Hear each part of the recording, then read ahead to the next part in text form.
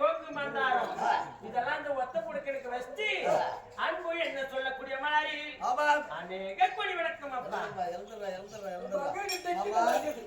பாத்தியா, இது செயற்கை கிடையாது, இயற்கையில் வந்திருக்கிறது.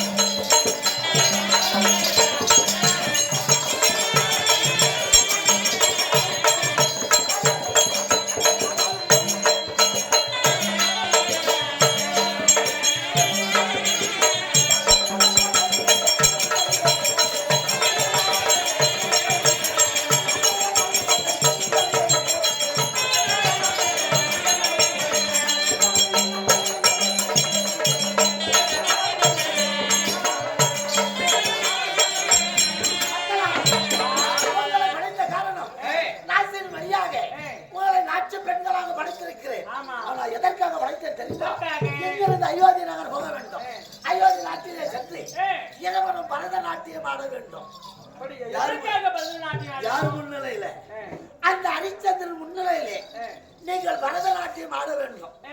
அப்படி அந்த பரதநாட்டியத்தை ஆடி அங்க பேர் பெற்ற பிறகு உங்களுக்கு சன்மானம் கொடுக்க நினைப்பான்.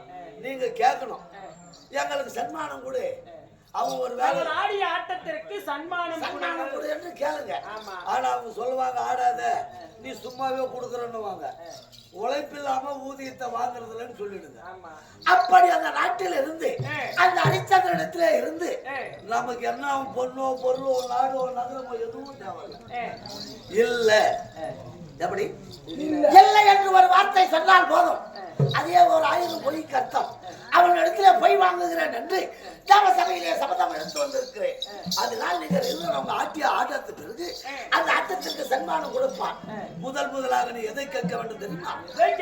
எந்த நாட்டை ஆளுகிறாயே எந்த செங்கோல் கொடு என்று நீங்கள். அதை கொடுத்து விட்டால் இரண்டாவது நீக்கல். உன் தலைக்கு மேலே இருக்கிறது பார் பூச்சக்கர கொடை, அந்த பூச்சக்கரை கொடு அது எனக்கு கொடு அப்படி என்று நீக்கல். அதையும் கொடுத்து விட்டான்னு வச்சுக்க, இது அவன் செய்ய முடியாது. எது எங்களை திருமணம் செய்து கொள் அப்படின்னு கேளு. அவன் இல்லைன்னு ஒரு வார்த்தை சொல்ல போதும், அவங்களை கல்யாணம் பண்ணாலும் வாழ மாட்டான். ஆனா இருந்தாலும் இல்லை என்று ஒரு பொய் வாங்கி விட்டான், நாளை அந்த தேவநாட்டில் அந்த வதிஷ்டனை பலி வாங்கி விடுவேன். அதனாலே ஆகிறது ஞாபகமாகிறது. ஒன்னா ஜாலம் கலந்து பாருங்க, சீக்கிரமாக அயோத்தி நகர் போடுங்க.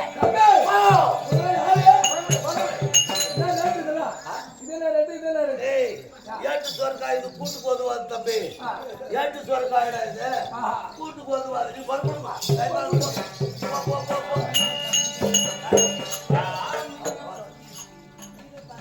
கூட்டா நாங்க வர மாட்டோங்களா?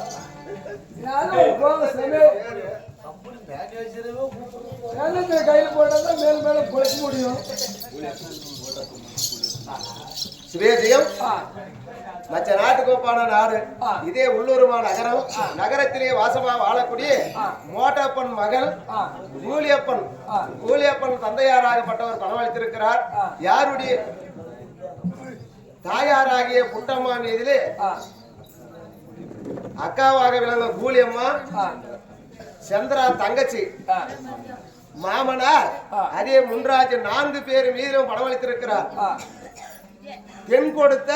பெண் கொடுத்தாலும் ஒன்றே கண் கொடுத்தாலும் ஒன்று என்று எங்கள் மாமனாரை நான் நினைத்துக் கொண்டு இருந்தேனே. எங்கள் மாமா மரணம் அடைந்து விட்டாரே என்று அதே கூலியப்பன் பணம் அளித்திருக்கிறார். எப்படி பணம் கொடுத்திருக்கிறார் என்றால், செடி செடி குழங்கோ